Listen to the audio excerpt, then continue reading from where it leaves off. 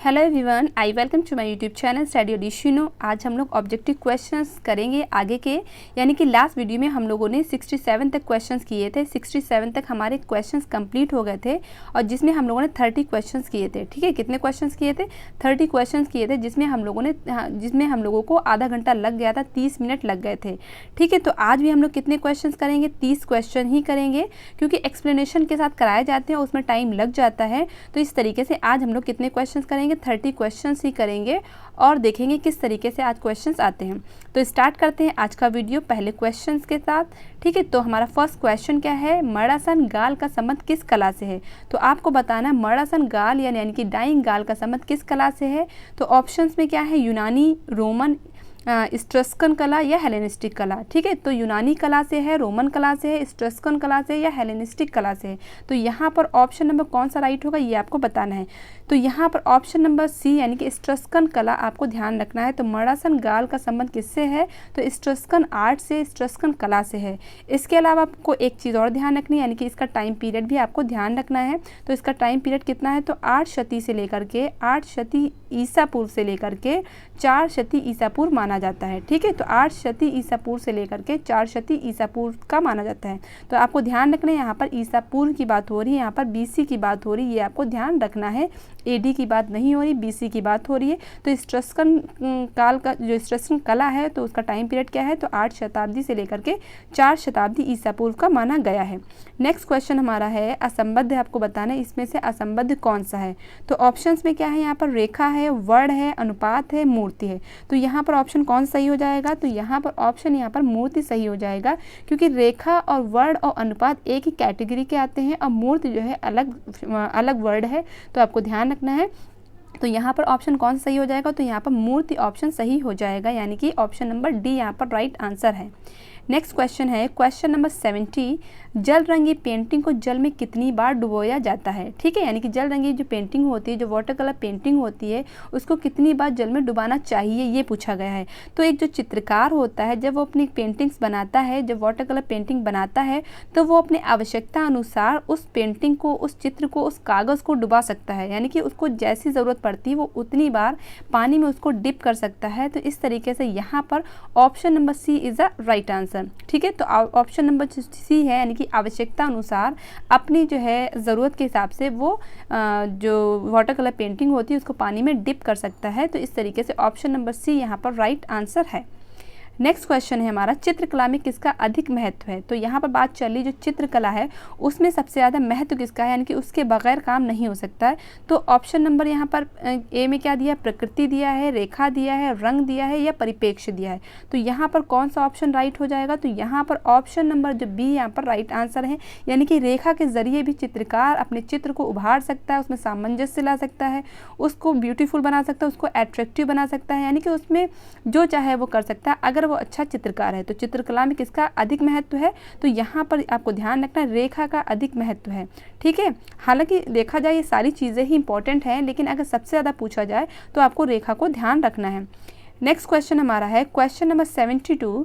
किस किस रंग के मिलाने से ग्रे रंग बनता है? तो आपको बताना है किस किस रंग के मिलाने से ग्रे रंग बनता है, ये आपको बताना है। तो काला हरा, काला नीला, काला पीला या काला सफ़ेद। तो बहुत इजी क्वेश्चन है। तो किस किस रंग मिलाने से सफ़ेद कलर बनता है? तो काला और सफ़ेद मिलाने से ग्रे कलर बनता है, ये आपको ध्यान रखना है। और ये जो क्वेश्चंस हैं ये अलग अलग एग्जाम में आए भी क्वेश्चंस हैं। ठीक है, तो ये भी आपको ध्यान रखना है। कुछ क्वेश्चन जो है अलग अलग एग्जाम्स में पूछे गए हैं और ये वाला क्वेश्चन भी पूछा गया है। तो इस तरीके से किस रंग के मिलाने से ग्रे रंग बनता है? तो काला और सफ़ेद मिलाने से ग्रे रंग बनता है, ये आपको ध्यान रखना है। नेक्स्ट क्वेश्चन हमारा है क्वेश्चन नंबर 73। एक मिनट।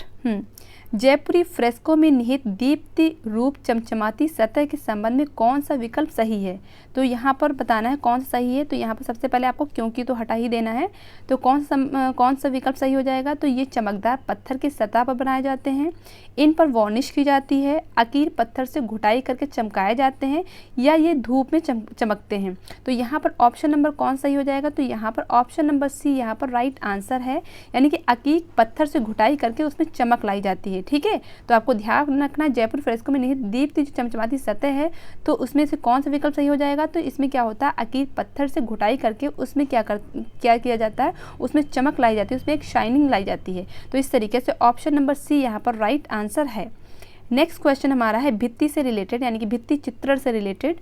तो भित्ति चित्र किस भाषा से उत्पन्न है, तो सबसे पहले आपको ध्यान रखना है भित्ति चित्र किस भाषा से उत्पन्न है, यानी कि ये जो वर्ड है किस लैंग्वेज से डेराइव्ड है, ये आपको बताना है, किस भाषा से डेराइव्ड है ये आपको बताना है। तो भित्ति चित्र किस भाषा से डेराइव्ड है, तो अंग्रेजी भाषा यानी कि इंग्लिश लैंग्वेज से डेराइव्ड है। ठीक है, तो किससे डेराइव्ड है, तो इंग्लिश से डेराइव्ड है। तो इस तरीके से यहाँ पर ऑप्शन नंबर बी यहाँ पर राइट आंसर है। तो भित्ति चित्र किस भाषा से उत्पन्न है, तो अंग्रेजी भाषा से उत्पन्न है। इसके अलावा आपको और चीज़ें ध्यान रखनी, जो भित्ति चित्र है तो उसको हम लोग क्या बोलते हैं, म्यूरल पेंटिंग्स बोलते हैं, ये भी आपको ध्यान रखना है। हो सकता है एग्जाम में इंग्लिश में पूछ लिया जाए और आपको ना पता हो, हालांकि पता होगा लेकिन फिर भी मेरा बताना ज़रूरी था तो मैंने बता दिया। नेक्स्ट क्वेश्चन हमारा क्या है, क्वेश्चन नंबर 75, फ्रेस्को ब्यूनो प्रविधि परिभाषित की जाती है। तो आपको बताना जो फ्रेस्को ब्यूनो जो प्रविधि है इसके बारे में आपको बताना है। तो आप सबसे पहले आपको ध्यान रखना है, अभी मैंने बताया आपको कि जो भित्ति पे चित्रण किया जाता है उसको हम क्या बोलते हैं, म्यूरल पेंटिंग्स बोलते हैं। और जो म्यूरल पेंटिंग्स की जो विधि होती है, यानी कि जो भित्ति चित्रण होता है, तो उसकी जो मुख्य विधि कितनी होती है, 2 विधि होती है, आपको ये चीज़ ध्यान रखनी है। एक तो हो जाती है फ्रेस्को सेको और दूसरी कौन सी हो जाती है, फ्रेस्को ब्यूनो। तो मुख्य विधि कितनी होती है, 2 विधि होती हैं। तो फ्रेस्को सेको हो जाएगी और दूसरी कौन सी होती है, फ्रेस्को ब्यूनो हो जाएगी। तो फ्रेस्को सेको में क्या होता है, सूखी भित्ति पे काम किया जाता है और फ्रेस्को ब्यूनो में क्या किया जाता है, गीले प्लास्टर पे बनाए जाते हैं। ठीक है, यानी कि गीली भित्ति पे काम किया जाता है। तो अब हम लोग ऑप्शंस देखते हैं तो आपको क्लियर हो जाएंगे। तो इसमें क्या होता है, किसी भी भित्ति पर रंग लगाना ब्यूनो प्रविधि है, किसी भी प्रकार का रंग ताज़ा भित्ति पर लगाना ब्यूनो प्रविधि है, या विशेष प्रकार से तैयार प्लास्टर भित्ति पर भूमिज प्रकृति रूप से प्राप्त रंग लगाना ब्यूनो प्रविधि है, या इनमें से कोई नहीं। तो यहाँ पर कौन सा ऑप्शन सही हो जाएगा, तो ऑप्शन नंबर यहाँ पर सी सही हो जाएगा। क्यों, क्योंकि इसमें क्या होता है, गीले प्लास्टर बनाए जाते हैं, यानी कि गीले प्लास्टर पर चित्र बनाए जाते हैं, किसमें, ब्यूनो प्रविधि में, फ्रेस्को ब्यूनो प्रविधि में। तो आपको याद रखना है कि ब्यूनो में इस तरीके से काम होता है। ठीक है, तो ब्यूनो की बात चल रही है। तो विशेष प्रकार से तैयार प्लास्टर भित्ति पर, यानी कि प्लास्टर भित्ति तैयार की जाती है, उसे भूमिज प्राकृतिक रूप से प्राप्त रंग लगाना ब्यूनो प्रविधि कहलाता है। तो इस तरीके से यहाँ पर ऑप्शन कौन सा सही हो जाएगा, तो ऑप्शन नंबर सी यहाँ पर राइट आंसर है। नेक्स्ट क्वेश्चन हमारा है, तनखा कुंडलित चित्र किस राज्य में पाए जाते हैं। तो आपको बताएं तनखा जो कुंडलित चित्र है वो किस राज्य के हैं, यानी किस राज्य में पाए जाते हैं, ये आपको बताना है। तो ऑप्शन में क्या है, लद्दाख है, कश्मीर है, हिमाचल है, पंजाब है। तो यहाँ पर ऑप्शन कौन सही हो जाएगा, तो यहाँ पर हिमाचल आपका सही हो जाएगा। तो तनखा कुंडलित चित्र किस राज्य में पाए जाते हैं, तो हिमाचल में पाए जाते हैं, ये आपको ध्यान रखना है।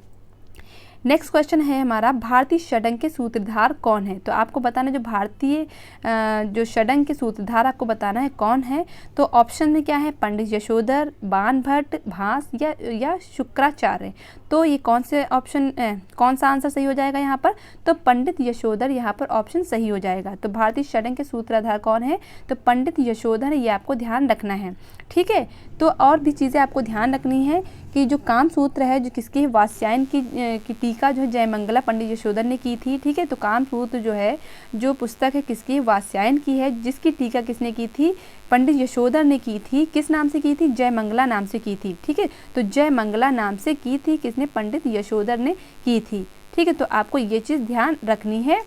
और आपको ध्यान रखना है इसमें काम सूत्र के 6 अंग, ये जो जयमंगला जो पुस्तक है, जो काम सूत्र में जो 6 अंग दिए हैं ये उसी पर आधारित है, यानी कि उसमें एक श्लोक दिया हुआ है तो उसी पर आधारित जयमंगला है। ठीक है, तो फिर से सुनिए, जो जयमंगला है, जो काम सूत्र में जो एक श्लोक दिया है 6 अंग के ऊपर, तो उसी के आधार पर जयमंगला पूरी पुस्तक, मतलब पूरी जो पुस्तक है जयमंगला वो 6 अंग पे ही डिपेंड है।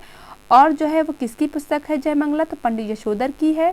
और काम सूत्र किसकी है, तो वात्स्यायन की है। तो काम सूत्र की जो टीका जो है जयमंगला के नाम से ही की थी, किसने, पंडित यशोधर ने की थी। तो ये चीज़ आपको क्लियर हो गए। हालांकि इसके बारे में हम लोगों ने जो डिटेल वीडियोस पढ़े तो उसमें हम लोगों ने पढ़ा था, तो यहाँ पर थोड़ा सा जो है क्लियर हुआ, थोड़ा सा रिवीजन हो गया।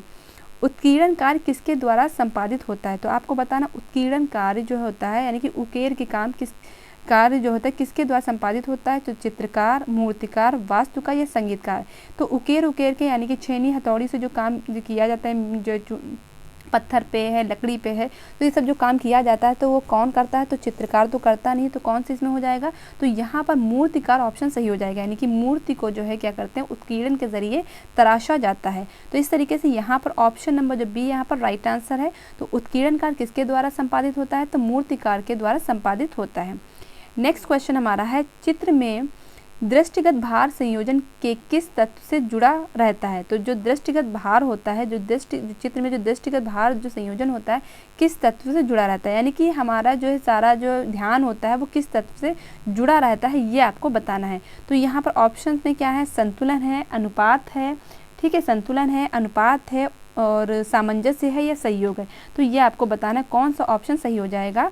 तो यहाँ पर ऑप्शन नंबर ए यानी कि संतुलन यहाँ पर राइट आंसर है। तो संतुलन को आपको ध्यान रखना है, तो ये ऑप्शन सही हो गया, यानी कि ऑप्शन नंबर ए यहाँ पर राइट आंसर हो गया। नेक्स्ट क्वेश्चन हमारा है क्वेश्चन नंबर 80, चित्र में कड़वत रेखाएं किस मनोभाव को व्यक्त करती हैं? तो जो देखिए जो रेखाएं होती हैं वो अलग अलग भाव को व्यक्त करती है। तो आपने पढ़ा होगा, जब रेखा का टॉपिक पढ़ा होगा, अभी हालांकि मैंने नहीं पढ़ा है, आपने खुद से पढ़ा होगा, तो उसमें जो रेखाएं हैं तो उनको कई कई भाव के हिसाब से दर्शाया गया। ये वाली रेखा इस भाव को दर्शाती है, ये वाली रेखा इस भाव को दर्शाती है। तो इस तरीके से कड़वत रेखा जो होती है वो किस मनोभाव को व्यक्त करती है, ठीक है। तो ये आपको बताना है। आप सबको सबसे पहले आपको ध्यान रखना, कड़वत जो रेखाएं होती है उसको इंग्लिश में क्या बोलते हैं? डायगोनल लाइन कहते हैं। क्या कहते हैं? डायगोनल लाइन कहते हैं। ये आपको ध्यान रखना है। तो इस तरीके से ये चीज़ आपको ध्यान रखनी है। और ये जो रेखा बनी होती है वो कैसी बनी होती है? इस तरीके से रेखा बनी होती है। तो किस तरीके से रेखा बनी होती है? ये इस तरीके से ये रेखा बनी होती है, या ऐसे रेखा बनी होती है। तो इसको हम बोलते हैं कड़वत रेखा बोलते हैं। तो ये किस मनोभाव को दर्शाती, पहले हम लोग ये देख लेते हैं, फिर इससे रिलेटेड जो और क्वेश्चन है वो देखते हैं। तो उदासी हो जाएगा, व्याकुलता हो जाएगा, उलझन हो जाएगा, अनिश्चितता हो जाएगा, ठीक है। तो आपको बताना है यहाँ पर ऑप्शन कौन सही हो जाएगा। तो ऑप्शन नंबर बी यानी कि व्याकुलता यहाँ पर राइट आंसर है। तो व्याकुलता को दर्शाती है, ठीक है। तो जो कड़वत रेखा है, जो ये वाली रेखाएं होती है वो किस भाव को दर्शाती है? तो व्याकुलता को दर्शाती हैं। इसके अलावा ये बहुत से मनोभाव को दर्शाती है, तो उसके बारे में भी हम लोग देखते हैं। तो व्याकुलता को दर्शाती है, उत्तेजना को दर्शाती है, नाटकीय चीज़ को दर्शाती है, गति को दर्शाती है। तो आपको ये सब ध्यान रखना है। तो उत्तेजना को भी दर्शाती है, ये भी आपको ध्यान रखना है। तो एक लाइन जो होती है वो कई चीज़ को दर्शाती है, ये भी आपको ध्यान रखना है। और आपको और चीज़ भी ध्यान रखनी है, जो उत्तेजना है जो चक्राकार रेखा होती है, जो इस तरीके से रेखा होती है उसको भी दर्शाती है। तो अगर चक्राकार रेखा पूछी जाए वो किसको दर्शाती है, तो वो भी उसके लिए भी उत्तेजना आता है और शक्ति आता है। जो चक्राकार रेखा होती है वो किस चीज़ को दर्शाती है? उत्तेजना को भी दर्शाती है और शक्ति को भी दर्शाती है, ठीक है। तो यहाँ पर क्वेश्चन क्या था? कड़वत रेखा किसको दर्शाती है? तो यहाँ पर ऑप्शन तो व्याकुलता हो गया। इसके अलावा आपको ध्यान रखना, उत्तेजना हो गया, नाटकीय हो गया, गति हो गया, इन सब चीज़ों को कड़वत रेखा दर्शाती है। फिर उसके बाद और भी चीज़ यानी कि और लाइंस को आपको ध्यान रखना। जो हॉरिजेंटल लाइन होती है, यानी कि जो ये पड़ी हुई रेखा होती है, जिसको हिंदी में बोलते हैं क्षैतिज जो रेखा होती है, इंग्लिश में बोलते हैं हॉरिजेंटल लाइन बोलते हैं। तो ये किस चीज़ को दर्शाती है? यानी कि जो पड़ी रेखा जो है किस चीज़ को दर्शाती है? तो ये विश्राम को दर्शाती है, शांति को दर्शाती है, निष्क्रियता को दर्शाती है और मौन को भी दर्शाती है। यानी कि बिल्कुल ये पड़ी हुई है, विश्राम अवस्था में है, ठीक है। तो इसको भी दर्शाती है, शांति को दर्शाती है, निष्क्रियता को दर्शाती है और मौन को दर्शाती है। तो एक लाइन कई चीज़ को दर्शाती है, ये चीज़ ध्यान रखनी है। इसके अलावा जो वर्टिकल लाइन होती है, यानी कि जो खड़ी रेखा होती है, ये वाली जो लाइन होती है, तो ये किसको दर्शाती है? यानी कि इसको हिंदी में क्या बोलते हैं? ऊर्ध्वाकार रेखा बोलते हैं। तो ये किसको दर्शाती है? तो शक्ति को, दृढ़ता को, गौरव को, सत्य को, कठोरता को, ठीक है। तो इन सब चीज़ों को ये दर्शाती है। तो ये जो मैंने बोला है तो आप कॉपी पे लिख सकते हैं, अपना कॉपी पेन लेके साथ में बैठा करिए और नोट्स बनाते चला करिए। देखिए जब हम लोग ऑब्जेक्टिव क्वेश्चंस करते हैं तो उससे रिलेटेड बहुत से क्वेश्चन निकल के आते हैं। तो ऑब्जेक्टिव क्वेश्चन करने का बस यही फ़ायदा होता है कि आप जब उससे रिलेटेड और चीज़ें करते हैं, जब आप एक क्वेश्चन करते हैं तो आप उसके 5 क्वेश्चन और कर लेते हैं। जैसे कि अभी हम लोगों ने यहाँ पर क्षैतिज रेखा पढ़ा, ठीक है, वर्टिकल लाइन पढ़ी, ठीक है, और क्या कहते हैं चक्राकार रेखा भी पढ़ी, और ये कड़वत रेखा तो है ही है। तो इससे देखिए कितने क्वेश्चंस निकल के आए। तो इस तरीके से ही आपको स्टडी करनी है। इसी तरीके से आप जब स्टडी करेंगे तभी जो क्वेश्चंस आपको क्लियर होंगे। तो नेक्स्ट क्वेश्चन हमारा क्या है? आई थिंक रेखाओं पे सारा क्वेश्चन हो गए। नेक्स्ट क्वेश्चन हमारा है 81, प्रजनन एवं विकास का प्रतीकात्मक रंग कौन सा है? तो आपको बताना प्रजनन और प्रतीकात्मक विकास का रंग कौन सा है। देखिए जो रंग होते हैं वो कई चीज़ को दर्शाते हैं, ठीक है, और इसमें भी ऐसा है कि एक रंग जो है कई चीज़ को दर्शाता है, तो आप ये चीज़ ध्यान रखिएगा। तो सबसे पहले हम लोग देख ले प्रजनन और विकास का जो प्रतीकात्मक रंग कौन सा है, तो आपको हरा ध्यान रखना है, यानी कि ग्रीन कलर आपको ध्यान रखना है। तो ग्रीन कलर किसको दर्शाता है, प्रजनन का और विकास का जो होता है, ये चीज़ आपको क्लियर हो गई।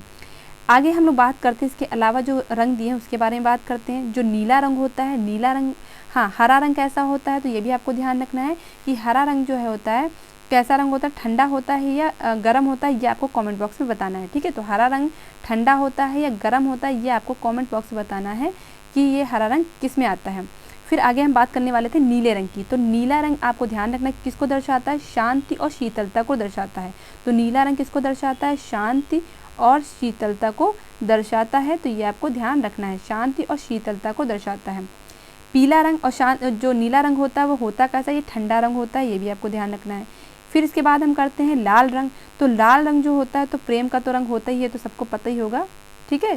तो लाल रंग जो होता है वो प्रेम का रंग होता है, ठीक है। इसके अलावा उत्तेजना का होता है, ठीक है, और साहस का होता है, पराक्रम का होता है। तो उत्तेजना है, साहस है, पराक्रम है, ठीक है, और जो है प्रेम का लाल रंग माना जाता है। और ये कैसा रंग होता है, ये गर्म रंग होता है। नेक्स्ट हमारा है पीला रंग। अब पीले रंग की बात करते हैं। तो पीला रंग किसका होता है, प्रसन्नता और बुद्धिमत्ता का पीला रंग होता है। तो प्रसन्नता और बुद्धिमत्ता का जो रंग जो होता है, यानी कि प्रसन्नता यानी कि हैप्पीनेस और बुद्धिमत्ता यानी कि इंटेलिजेंस का रंग कौन सा होता है, पीला रंग होता है, ठीक है। तो पीला रंग किस में आता है, ये गर्म रंग में आता है। तो हरा रंग आपको बताना है वो किस में आता है, गर्म रंग या क्या कहते हैं, ठंडा रंग, ठीक है। तो ये इस क्वेश्चन का आंसर आपको देना है। तो सारे क्वेश्चन क्लियर हो गए। यहाँ पर हम लोगों ने सारे कलर्स के देख लिए कि कौन से कलर किस चीज़ को दर्शाते हैं। नेक्स्ट क्वेश्चन पे हम लोग चलते हैं। लिथोग्राफी पोस्टर के लिए प्रसिद्ध है। तो आपको बताना है जो लिथोग्राफी पोस्टर जो होते हैं तो उसके लिए कौन प्रसिद्ध है, ये आपको बताना है। तो राजा रवि वर्मा, तो यहाँ पर वर्मा नहीं, शर्मा नहीं बल्कि है वर्मा। तो राजा रवि वर्मा, सतीश गुजराल, ठीक है, रविंद्रनाथ टैगोर या रामकिंकर बैज। तो यहाँ पर ऑप्शन कौन सही हो जाएगा, तो राजा रवि वर्मा यहाँ पर ऑप्शन सही है, यानी कि राजा रवि वर्मा लिथोग्राफी पोस्टर के लिए प्रसिद्ध है। तो ऑप्शन नंबर यहाँ पर ए राइट आंसर है। इसके अलावा भी हम लोग बात करते हैं राजा रवि वर्मा के बारे में, हम लोग पढ़ चुके हैं। तो उसमें मैंने बताया था इनका जन्म कब हुआ था, तो 29 अप्रैल 1848 में इनका जन्म हुआ था। कहाँ हुआ था, केरल के किलिमन्नूर में हुआ था, ठीक है। तो कहाँ हुआ था, केरल के किलिमन्नूर में हुआ था। और ये पहले भारतीय लिथोग्राफर हैं, ठीक है। तो राजा रवि वर्मा पहले भारतीय लिथोग्राफर माने जाते हैं। इनका जन्म हुआ था 1848 में, 29 अप्रैल को हुआ था, किलिमन्नूर में हुआ था, ठीक है। इसके अलावा जो और जो चित्रकार उनके बारे में भी हम लोग बात कर लेते हैं, ठीक है। और हाँ, इन्होंने जो अपनी लिथोग्राफी जो प्रेस की स्थापना की थी, ये आपको बताना है कब की थी, चलिए मैं बता देती हूँ। तो 1894 में की थी। और कहाँ पर की थी, मुंबई के घाटकोपर में की थी। तो कहाँ की थी, घाटकोपर में की थी। तो ये भी क्वेश्चन कई बार हो चुका है, यानी कि मैंने बताया है, ठीक है। तो घाटकोपर में की थी, फिर भी रिवीजन करना ज़रूरी है, तो जिससे कि आपको चीज़ें रट जाएँ। इसके अलावा जो चित्रकार उसके बारे में अब हम लोग बात करते हैं। तो देखिए जो सतीश गुजराल हैं इसके बारे में बात करते हैं। तो इनका जन्म कब हुआ था, तो 25 दिसंबर 1925 को हुआ था, ठीक है। तो यहाँ पर 25 है और यहाँ पर भी 25 है, ये आपको ध्यान रखना है कि सतीश गुजराल का जो जन्म हुआ था 25 दिसंबर 1925 को हुआ था। और कहाँ हुआ था, लाहौर में हुआ था, ठीक है। तो कहाँ हुआ था सतीश गुजराल का जन्म, तो लाहौर में हुआ था। तो सतीश गुजराल के बारे में भी हम लोगों ने देख लिया। फिर हम बात करते हैं रविंद्रनाथ टैगोर, ठीक है, जो नोबेल पुरस्कार विजेता हैं। तो रविंद्रनाथ टैगोर का जन्म कब हुआ था, तो 1861 में हुआ था। ये आपको ध्यान रखना है, कब हुआ था, 1861 में हुआ था। कहाँ हुआ था, तो जोड़ासांको में हुआ था, ठीक है। जोड़ासांको पड़ता कहाँ है, बंगाल में पड़ता है। तो रविंद्रनाथ का जन्म कब हुआ था, तो 1861 में हुआ था। अब हम बात करते हैं रामकिंकर बैज की। तो रामकिंकर बैज का जन्म कब हुआ था, तो 1910 को रामकिंकर बैज का जन्म हुआ था। कहाँ हुआ था, तो बांकुरा में हुआ था। बांकुरा का एक गांव पड़ता है, कहाँ पर, जुग्गीवाड़ा, ठीक है। तो जुग्गीपाड़ा को आपको ध्यान रखना है, तो जुग्गीपाड़ा में हुआ था, ठीक है। तो बांकुरा में 1910 में जुग्गीपाड़ा गांव में रामकिंकर बैज का जन्म हुआ था। तो इस तरीके से आपको ये क्वेश्चन क्लियर होने चाहिए।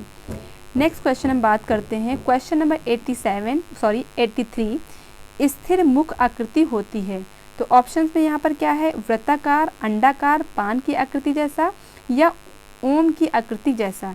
तो यहाँ पर ऑप्शन कौन सही हो जाएगा? तो यहाँ पर ऑप्शन नंबर बी यानी कि अंडाकार यहाँ पर राइट आंसर है। तो स्थिर मुख आकृति होती है तो कैसी? अंडाकार होती। तो अंडाकार, आपने अंडा तो देखा ही होगा, तो स्थिर मुख आकृति अंडाकार होती है।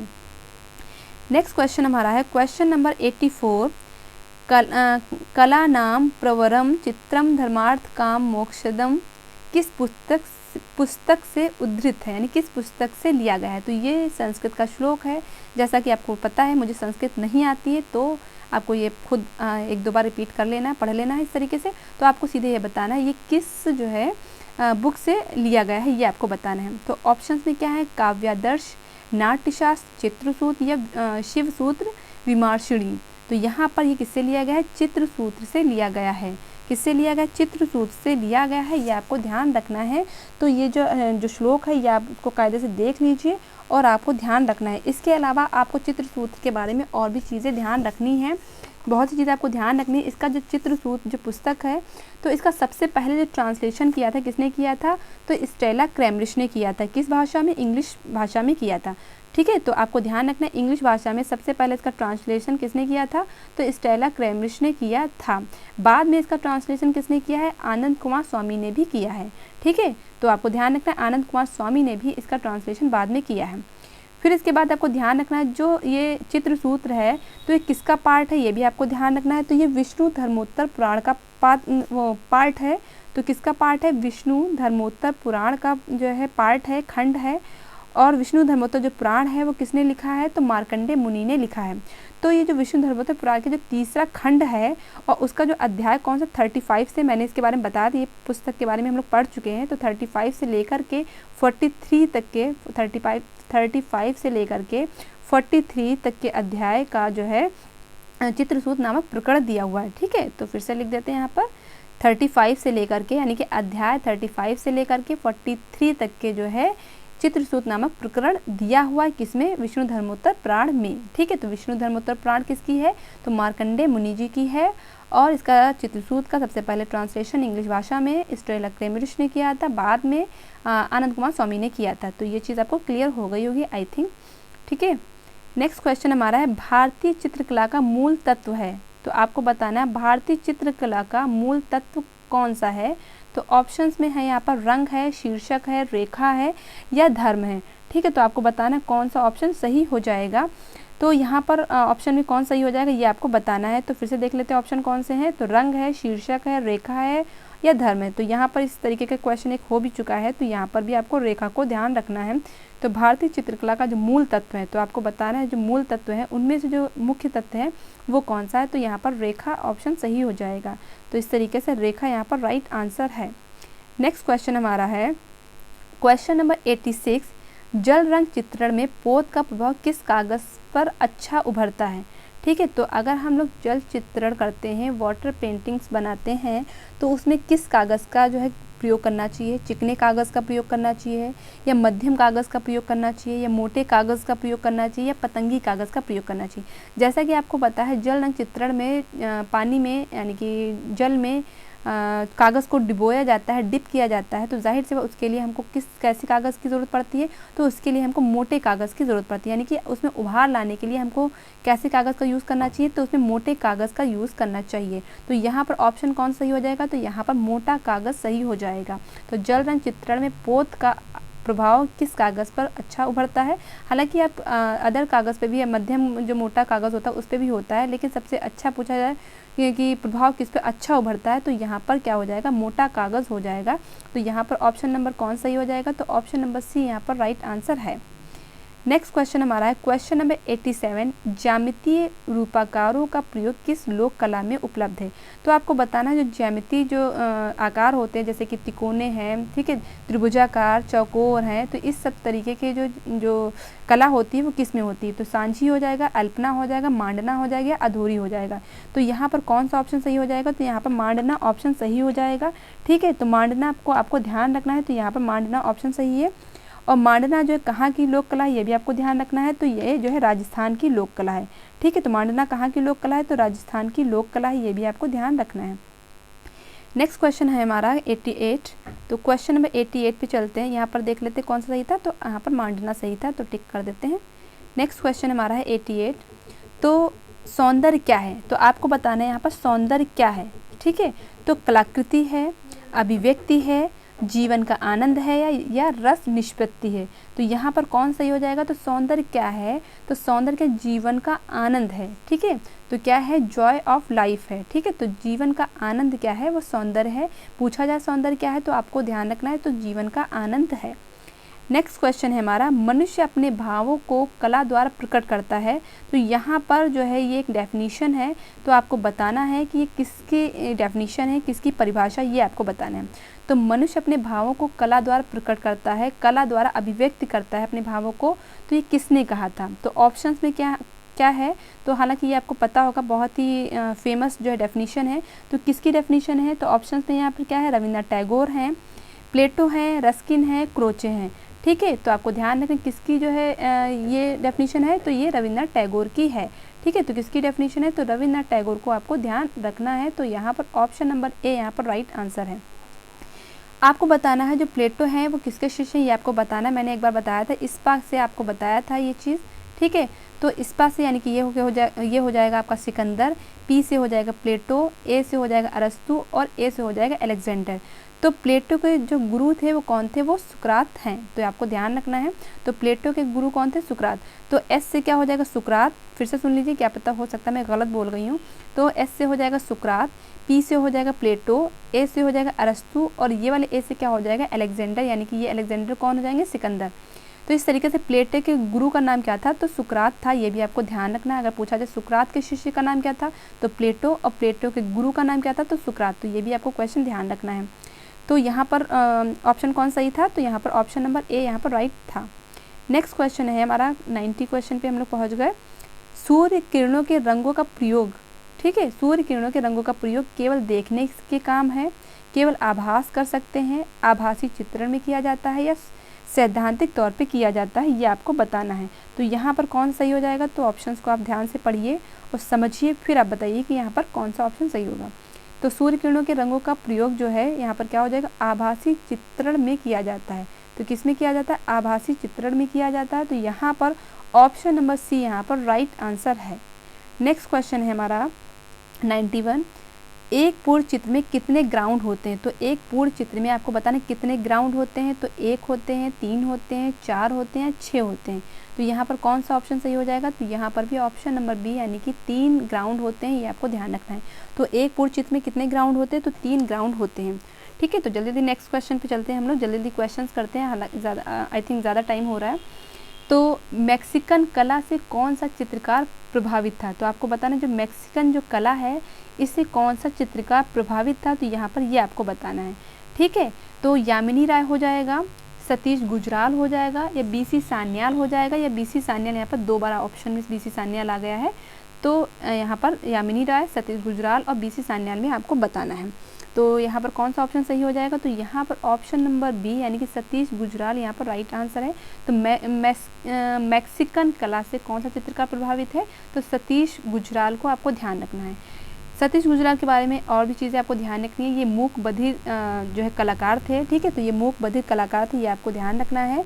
और इनका जन्म कब हुआ था, तो 1925 में इनका जन्म हुआ था। ठीक है, तो कब हुआ था, 1925 में इनका जन्म हुआ था। कहाँ हुआ था, तो पंजाब में इनका जन्म हुआ था। ठीक है, तो कहाँ हुआ था, पंजाब में इनका जन्म हुआ था। और ये नवतांत्रिक कलाकार में आते हैं। ठीक है, तो सतीश गुजराल नवतांत्रिक कलाकार में आते हैं, ये भी आपको ध्यान रखना है। और ये भित्ति चित्रण में फेमस है। तो सतीश गुजराल किस में फेमस है, तो भित्ति चित्रण में फेमस थे। तो इस तरीके से सतीश गुजराल के बारे में हम लोगों ने कौन कौन सी चीज़ें देखी, तो मैक्सिकन कला से संबंधित थे, इनको नवतांत्रिक कलाकार कहा जाता है, इनका जन्म 1925 में हुआ था, पंजाब में हुआ था, और ये मूक बधिर जो है कलाकार थे। तो ये सारी चीज़ें हम लोगों ने सतीश गुजराल के बारे में देखी। आगे हम चलते हैं, आगे के क्वेश्चन में क्या है, प्रख्यात चित्र गवाले का चित्र कौन है। ठीक है, तो आपको बताना जो गवाले का जो चित्र, प्रख्यात जो चित्र गवाले हैं, तो इसका चित्र नहीं चित्रकार कौन है। ठीक है, तो प्रख्यात चित्र यानी कि फेमस चित्र गवाले का चित्रकार कौन है, ये आपको बताना है। तो ऑप्शंस में क्या है यहाँ पर है, के.एस. कुलकर्णी, रसिक रावल, बेंद्रे या पिकासो। तो यहाँ पर बताना कौन सा ऑप्शन सही हो जाएगा, तो यहाँ पर रसिक रावल ऑप्शन सही है। तो गवाले का चित्रकार कौन है, गवाले का जो चित्रकार है तो वो रसिक रावल को आपको ध्यान रखना है। तो ऑप्शन नंबर बी यहाँ पर राइट आंसर है। ठीक है।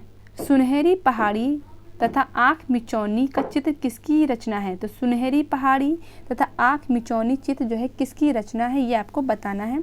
तो ऑप्शन में क्या है? मौलाराम, चैतू, परखू, मानकू। ठीक है, तो मौलाराम, चैतू, परखू और मानकू में आपको बताना है। तो यहाँ पर ऑप्शन कौन सही हो जाएगा? तो यहाँ पर मौलाराम ऑप्शन सही हो जाएगा। तो सुनहरी पहाड़ी तथा आँख मिचौनी का चित्र किसकी रचना है, ये आपको बताना था। तो यहाँ पर मौलाराम ऑप्शन सही है।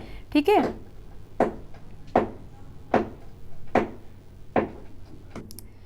नेक्स्ट क्वेश्चन हमारा है, चित्रकार सजनू द्वारा चित्रित हमीर हट चित्रावली जिसके आधार पर किसने अपना हमीर हट काव्य लिखा था, तो ये आपको बताना है।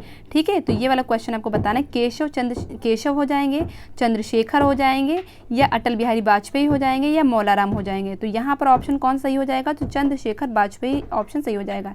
तो पास में आवाज़ आपको आ रही होगी, आई थिंक। तो पास में घर बन रहा है जिसकी वजह से खट खट की आवाज़ आ रही है, तो उसको ज़रा सा अवॉइड करिएगा आज। ठीक है, तो चित्रकार सजनू द्वारा चित्रित हमीर हट चित्रावली जिसके आधार पर किसने अपना हमीर हट काव्य लिखा था, तो यहाँ पर चंद्रशेखर वाजपेयी यहाँ पर ऑप्शन सही हो जाएगा। तो इस तरीके से ऑप्शन नंबर बी यहाँ पर राइट आंसर है। नेक्स्ट क्वेश्चन हमारा है, मौलाराम का निवास स्थान था, तो आपको बताना जो मौलाराम था इसका निवास स्थान कौन सा था, ये आपको बताना है। तो ऑप्शंस में क्या है यहाँ पर? नूरपुर, चंबा, गढ़वाली या गुलेर। तो यहाँ पर मौलाराम का जो निवास स्थान था वो गढ़वाल था, ये आपको ध्यान रखना। तो नूरपुर, चंबा, गढ़वाल या गुलेर। तो यहाँ पर गढ़वाल आपको ध्यान रखना है। तो मौलाराम का निवास स्थान क्या था? तो गढ़वाल था।